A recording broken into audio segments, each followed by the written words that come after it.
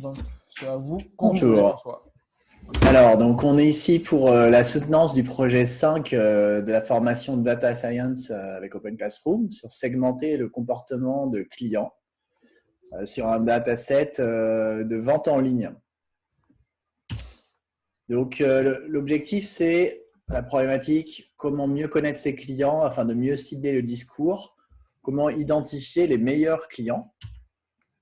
Donc, l'approche de modélisation globale, ça a été d'identifier les ensembles de clients les mieux délimités possibles en fonction de leur comportement via l'analyse des caractéristiques suivantes. Donc, on a les caractéristiques de type RFM en marketing, ce sont des caractéristiques assez souvent employées. Donc, recency, frequency, monetary, donc en français, récence, le nombre d'achats et le montant d'achat que j'ai choisi de représenter en nombre d'achats par mois et montant d'achat par mois. Et j'ai également rajouté quelques features au modèle qui sont la tendance à annuler la commande et à bénéficier de réductions, le fait d'acheter les produits parmi ceux qui rapportent le plus, et également quelque chose de particulier, c'est le type de produit acheté en se fondant sur l'analyse de leur description. C'est-à-dire que j'ai eu une démarche où j'ai essayé d'inclure les mots-clés des produits en tant que feature de mon modèle pour voir ce qui était possible d'obtenir par rapport à ça. Donc l'approche retenue est non supervisée afin de pouvoir explorer les clusters qui seront obtenus en analysant leurs spécificités. Donc la démarche, ça a été d'abord d'explorer le dataset et de faire du data cleaning, ensuite rechercher les techniques de segmentation marketing, puis faire du feature engineering avec une agrégation des commandes au niveau client, la mise en œuvre ensuite de modèles de réduction dimensionnelle sur différentes combinaisons de features. Donc ça a été une première approche sans validation croisée pour commencer, histoire déjà de regarder quelques modèles, d'avoir un peu une intuition sur les données. Ensuite, j'ai fait une mise en œuvre d'un pipeline complet à validation croisée. J'expliquerai dans cette présentation quelques principes théoriques sur les modèles choisis, comme c'était demandé dans l'énoncé. Et j'analyserai les clusters produits sur les meilleurs modèles retenus par la validation croisée. Et puis ensuite, il y aura la sélection du modèle final. Et ensuite, un programme de prédiction avec une interface graphique avec en entrée une série de commandes. Et ensuite, on verra des perspectives pour aller plus loin. Donc, sur l'exploration du dataset et le data cleaning, on a ici l'exemple d'une commande avec le numéro de la commande, le produit, la description, la quantité, la date de facturation, le prix à l'unité, le numéro du client et le pays. Les chiffres clés sur ce dataset, donc on a 540 000 commandes, 8,7 millions de chiffre d'affaires total, 4336 clients, 3700 produits, un chiffre d'affaires moyen par client de 2016 livres et 92 commandes par client en moyenne. Ça donne quelques chiffres pour avoir un ordre d'idée sur le dataset. Donc le nettoyage des données, j'ai fait une suppression de doublons, ainsi qu'une suppression de commandes qui n'avaient pas de numéro de client, donc qui ne pouvaient pas être utilisées pour faire l'agrégation par client. J'ai supprimé les frais de livraison et des lignes de commande manuelles qui ne portaient pas d'informations sur les comportements des clients, donc qui étaient inutiles. Et enfin, j'ai fait une normalisation de la description des produits. Donc, vu que j'ai retenu une approche par mots-clés sur la description des produits, j'ai supprimé les espaces en trop et j'ai normalisé les descriptions pour retenir une seule description par produit, c'est-à-dire la description qui revenait le plus souvent dans les différents produits. Donc, j'ai fait quelques recherches sur les techniques de segmentation marketing. C'est comme ça que j'ai pu trouver l'approche du RFM dont j'ai parlé tout à l'heure. Donc, de quand date le dernier achat, la quantité de produits achetés et le montant dépensé. Et j'ai vu aussi qu'il était recommandé d'appliquer des ratios ou des seuils ou des flags, comme par exemple le nombre d'actes par mois, est-ce que le montant acheté dépasse un certain seuil, le type de produit, etc. Et c'est comme ça que j'ai eu l'idée de rajouter des features sur le comportement client dont je parlais tout à l'heure également, là, et dont je vais parler aussi plus tard là, dans le feature engineering. Donc, feature engineering et agrégation des données au niveau du client. Donc, globalement, ce modèle prend en entrée les champs d'une commande qu'on voit en haut. Et ensuite, il fait une agrégation au niveau client et il ajoute des features. Donc, on agrège au niveau client, c'est-à-dire qu'on aura une seule ligne par client au lieu d'avoir une seule ligne par commande. Donc ensuite, au niveau des features, on va avoir soit les composantes individuelles du RFM, donc Recency, Total Quantity per Month, Total Price per Month. Donc soit on aura ces features-là de façon individuelle, soit on aura un RFM score cumulé, qui est en fait une discrétisation de chacune de ces trois composantes. Donc c'est la somme, tout simplement, de ces trois composantes-là dans une seule variable. Donc ce sera soit l'un, soit l'autre. J'expérimenterai les deux. Ensuite, on a les deux features comportementales has ever cancelled. Est-ce que le client a déjà annulé au moins une fois sa commande? Bought Top Value Product. Est-ce que le client a déjà acheté un produit dans le top 20 des plus rentables? Et puis enfin, la feature Description Normalized qui contient les mots-clés de la description du produit avec une approche de type bag of words, c'est-à-dire une feature par mot-clé, 1 si la feature est présente, 0 si la feature n'est pas présente pour le produit, pour le client concerné. Donc voilà globalement les différentes features de ce modèle. Au niveau de l'approche par mots-clés, donc comme j'ai dit, j'avais fait une normalisation des descriptions pour avoir un produit égale une description unique. L'approche bag of words, donc une feature par mot-clé. Donc on avait 600 features au total. Donc au niveau de l'explication de la variance, si on fait une réduction PCA, on voit que 80% de la variance est expliquée pour 200 features et 20% de la variance pour 3 features. Voilà. Donc ensuite, j'ai mis en œuvre quelques modèles de réduction dimensionnelle sur différentes combinaisons de features. Dans un premier temps, sans la validation croisée, et j'ai visualisé quelques résultats. Donc là, si on fait la projection des commandes sur le plan factoriel, on voit que visuellement parlant, il y a quand même des choses qui ressortent. Mais là, on est au niveau commande. Donc ensuite, on va se placer au niveau client, donc en faisant une agrégation au niveau client. Donc quand on regarde les corrélations, on voit qu'en fait sur les différentes features de mon modèle, globalement il y a des corrélations entre elles, il y a pas mal de corrélations, sans qu'il n'y ait de corrélation trop forte qui justifierait d'exclure des features. Mais à noter donc les features 0, 1, 2 en fait, les 0, 1, 2 ça correspond aux mots-clés réduites à 3 dimensions, donc c'est une réduction à 3 dimensions. On peut noter que les features 0 et 2 de la description par mot-clé ont une corrélation avec les autres. Donc, ça montre que l'approche par mot-clé peut avoir un intérêt et qu'on peut avoir des liens en fait, entre les mots-clés et les autres features qui sont le score RFM, le fait d'annuler des commandes ou le fait d'acheter l'un des produits les plus rentables. D'accord. Donc, les étapes du modèle, donc, on a l'encodage bag of words, ensuite on a l'agrégation au niveau client et l'ajout des features vues en slide précédente. On a une partie sélection des features du modèle, donc ça c'est juste un filtre qui permet de choisir, de variabiliser en fait les features du modèle de manière à pouvoir en tester plusieurs dans la validation croisée par la suite. On a un scaling min-max, c'est-à-dire qu'on met toutes les valeurs entre 0 et 1. Et vu qu'on a une approche bag of words 0 ou 1 pour les mots-clés, on homogénéise les autres features aussi entre 0 et 1. Ensuite, on fait une réduction dimensionnelle. Et on a un deuxième scaling qui est fait, puisqu'en fait, après avoir fait une réduction dimensionnelle, on redresse à nouveau toutes les valeurs entre 0 et 1, puisque la réduction dimensionnelle ne renvoie pas des valeurs entre 0 et 1. Et ensuite, on fait un clustering. Alors, ce que je peux préciser aussi, c'est que la réduction dimensionnelle, dans la validation croisée, j'ai essayé à la fois, j'ai expérimenté à la fois la réduction dimensionnelle des features de mots-clés de façon isolée, juste les mots-clés, ou alors une réduction dimensionnelle des mots-clés plus les autres features en même temps en entrée de l'algorithme de réduction de dimension. Donc, une explication du fonctionnement de l'algorithme K-means. Donc, on commence par une initialisation aléatoire du centre de chaque cluster. Ça nécessite de fixer le nombre de clusters à l'avance au départ. Et ensuite, on répète de façon itérative les étapes suivantes. Donc, on assigne chaque point au cluster le plus proche. Et ensuite, on recalcule le centre de chaque cluster.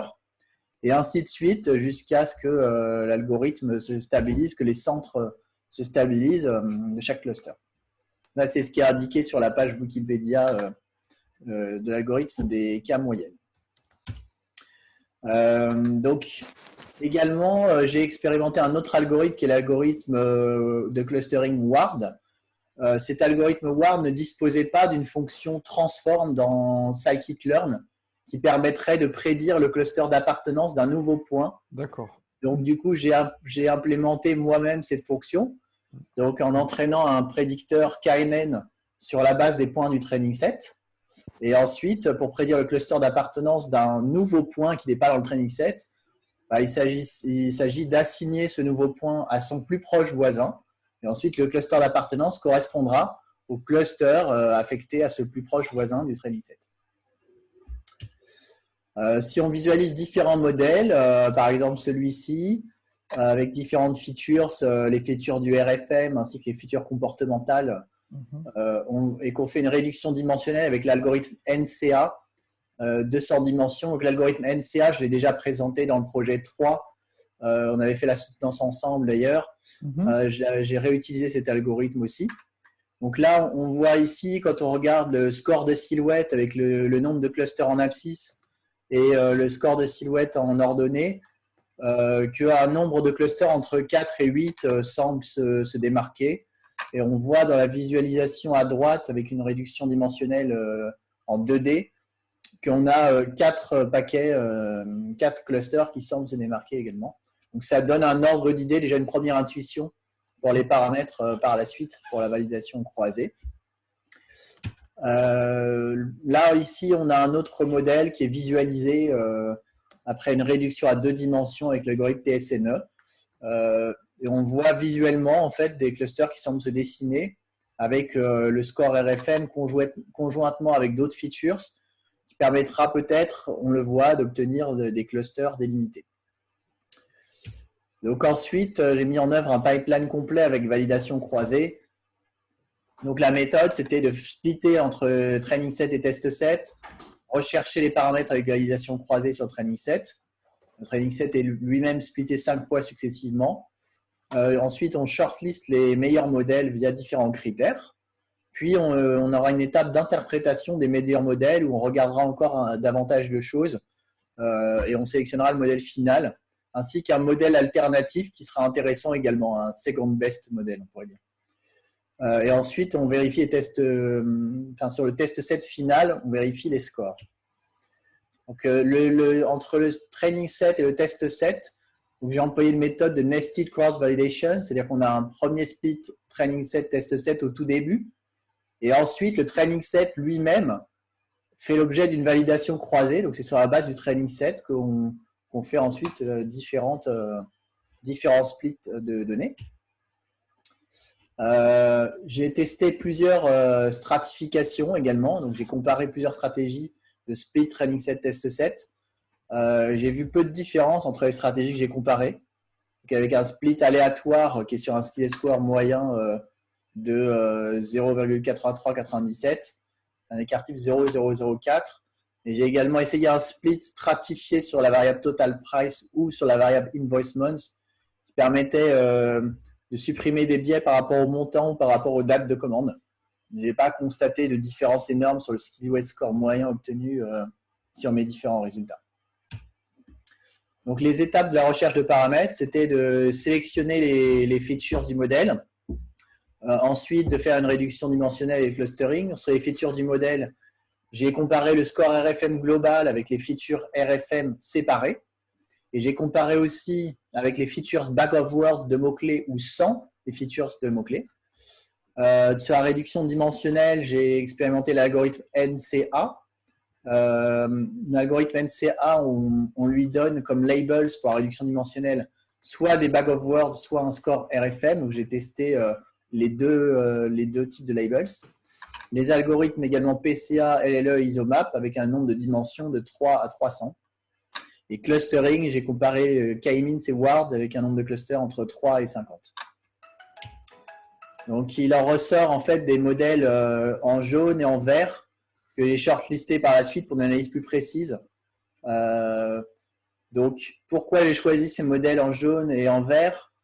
Pour plusieurs raisons. Donc, déjà, parce qu'ils avaient un silhouette score qui n'était pas trop faible, mais pas non plus trop élevé pour éviter l'overfit. Donc, je n'ai pas retenu, par exemple, les deux premiers qui avaient un silhouette score à 1. et qui en plus avait 50 clusters, donc c'était un peu beaucoup pour l'interprétabilité. Donc j'ai voulu éviter également d'avoir trop de clusters pour ne pas nuire à l'interprétabilité du modèle. J'ai aussi essayé aussi bien des modèles qui utilisent le RFM score que les features RFM éclatés. Et j'ai voulu essayer des modèles avec les features de mots-clés bag of words ou sans ces features-là. Et également avec les features comportementales broad top value product ou total price per month. J'ai voulu essayer des modèles qui n'incluaient pas ces features-là. Parce que même si ces features faisaient partie de mes hypothèses de départ, je me suis rendu compte que comme elles étaient assez fortes quand même au niveau de la place qu'elles prenaient dans les modèles, j'ai quand même voulu voir des modèles qui n'avaient pas ces features-là. Donc ensuite, maintenant, on va analyser sur la base de ces meilleurs modèles shortlistés. On va faire quelques analyses complémentaires. Donc chaque modèle, je l'ai inspecté plus précisément en regardant donc, le score sur le test set vraiment final, la répartition des features dans les différents clusters via un box plot pour chaque feature. Ensuite, j'ai entraîné un arbre de décision sur le test set. L'idée de cet arbre de décision, c'était de prendre en compte la généralisation du modèle sur le test set. Et c'était surtout de pouvoir essayer d'interpréter le modèle en regardant les 3 premiers étages de l'arbre de décision uniquement pour voir quels étaient les principaux critères en fait, utilisés par ces modèles-là pour faire son clustering. Donc, j'ai regardé aussi les notes de features importance de l'arbre de décision d'interprétation dont j'ai parlé. Et donc, j'ai essayé d'avoir une diversité des features importance et un équilibre, sachant que la feature importance est calculée en regardant pour chaque nœud la diminution du score d'impureté de type Gini obtenu, pondéré par la probabilité d'atteindre ce nœud, c'est-à-dire le nombre d'instances dans ce nœud multiplié par le nombre d'instances totales. Donc ça, c'est la manière dont scikit-learn implémente la feature importance pour l'arbre de décision. Donc là, on voit ici pour le modèle 1, sur les 3 graphiques en haut, on voit la répartition. Donc on a les clusters en abscisse et on a la valeur des features sont ordonnées. Donc on voit qu'on a sur le modèle 1 une répartition assez forte entre les 2 premières features comportementales, donc both top value product et has ever cancelled. En fait, ces features-là séparent le jeu de données en 4. Et on le voit bien aussi dans l'arbre de décision en bas à gauche. On a d'abord both top value product et ensuite has ever cancelled qui aboutissent aux informations, aux différents clusters. Et on voit par contre que le RFM score n'est pas très bien délimité entre les 4 clusters dans le schéma en haut à droite.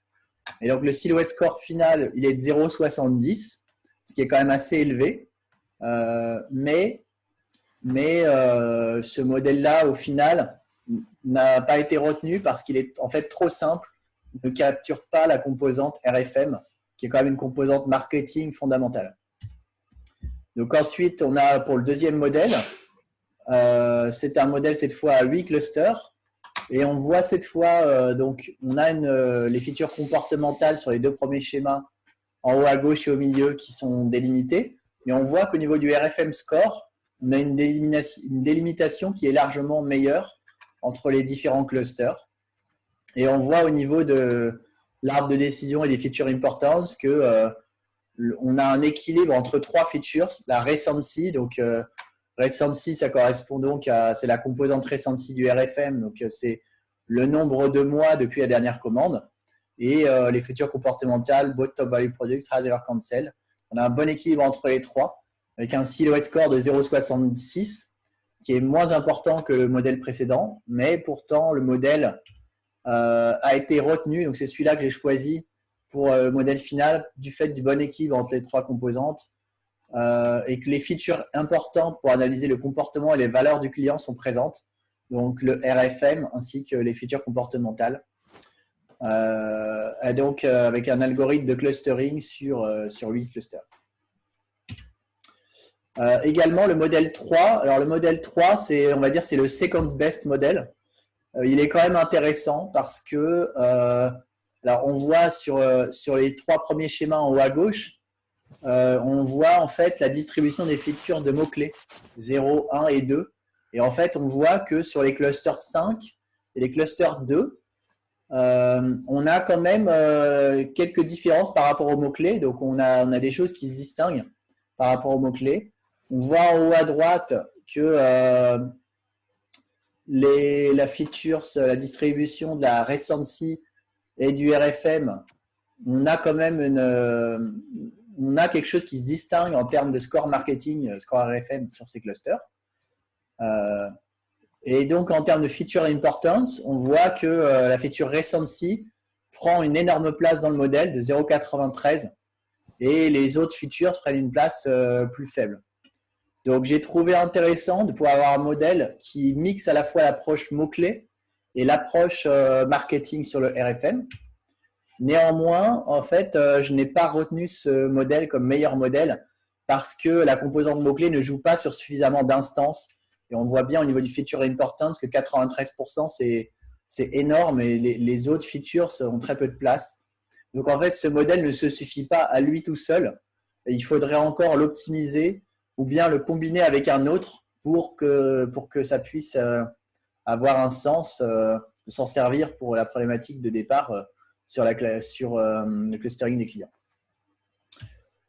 Donc voilà, alors par rapport à ça, j'ai pris le meilleur modèle et en fait j'ai réalisé un programme de prédiction qui admet en entrée une série de commandes.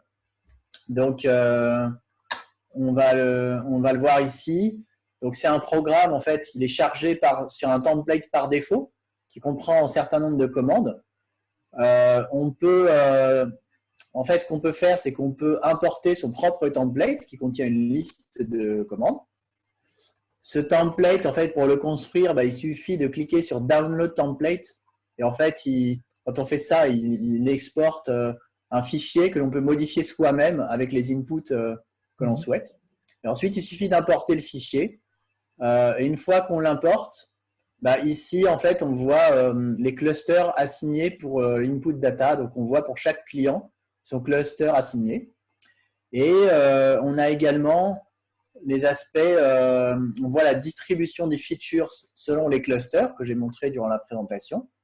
Donc, on voit la distribution des features principales. On voit l'arbre d'interprétation des clusters. Et également, on a une partie debug où on voit en fait les 3 étapes principales du modèle. Donc, d'abord, les données d'entrée au niveau commande. Ensuite, les données agrégées au niveau client. Et ensuite, le scaling des features avec un min-max entre 0 et 1. Donc, on peut choisir d'activer ou non toutes ces visualisations dans l'interface. C'est une interface qui est hébergée sur le serveur AWS. Voilà. Donc, je vais revenir à la présentation. Ah, il m'a sorti…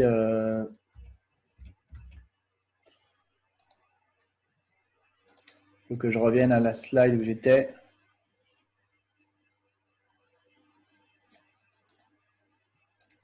Ah. Un petit souci, le plein écran ne s'affiche plus. C'est pas grave. Hein.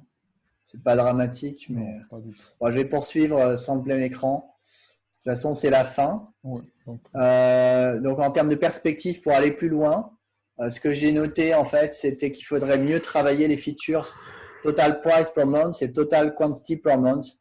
Parce qu'en fait, ce sont des features que j'ai agrégées par mois. Mais il faudrait pouvoir faire un scaling logarithmique de ces features-là. Parce qu'en fait, ces features, on voit qu'elles jouent pas beaucoup dans la feature importance des modèles, ce qui était un peu décevant. Mais il se trouve que le scaling logarithmique, je ne l'avais pas inclus dans la validation croisée. Donc, ce serait bien de pouvoir l'inclure dans la validation croisée pour essayer de le prendre en compte et sélectionner les meilleurs modèles et d'essayer éventuellement de supprimer les outliers ou alors d'ajouter des features plus élaborées qui concerneraient la variation dans le temps. Plutôt que d'avoir juste une moyenne par mois ou un total par mois, peut-être avoir des features qui expriment mieux la variance de ce prix total et cette quantité totale Également pour l'aspect bag of words, pour l'aspect description des mots-clés des produits, il faudrait pouvoir employer un meilleur embedding comme doc2vec par exemple pour mieux capturer le sens des mots-clés produits. Peut-être aussi combiner plusieurs modèles spécialisés sur l'analyse de différents axes. Par exemple, on pourrait combiner un modèle qui fait des analyses sur les mots-clés avec un modèle qui fait des analyses sans les mots-clés pour ensuite pouvoir soit combiner les deux, soit utiliser ces deux modèles et les fournir aux clients. Et également, il serait possible pour pouvoir mieux prédire dès le premier achat d'un client dans quel cluster il appartient, il serait possible de réentraîner un autre modèle qui soit spécialisé dans cette tâche. C'est-à-dire que ce modèle, on ne lui donnerait accès qu'au premier achat dans le training set, qu'à la première commande en fait. Et ensuite, on regarderait le résultat sur le test set qui lui aurait l'ensemble des commandes. Et ce modèle, en fait, il faudrait lui enlever la composante R du RFM, la composante récurrence en fait, la composante pas récurrence pardon, la composante recency du RFM. Ouais. Il faudrait lui enlever cette composante là puisque une commande ne suffit pas pour que ce soit représentatif par rapport à ça. Et également dans ce projet, je me suis efforcé de respecter les bonnes pratiques de développement sur la base de la norme PEP 8. Alors c'est pas totalement complet, mais j'ai fait attention à un certain nombre de grands principes comme utiliser des variables en majuscules en début de code pour les constantes, déporter les traitements les plus complexes dans des fonctions à part, certaines façons de coder les espaces, même des espaces entre le signe égal et différents paramètres, mettre des commentaires des fonctions importantes du code avec une description au début, utiliser des noms de variables explicites. Voilà, un certain nombre de principes que j'ai essayé de faire pour que le code soit plus lisible. Voilà. Et donc, on en arrive à la fin de la présentation, donc sur la partie questions. Ok, merci beaucoup François.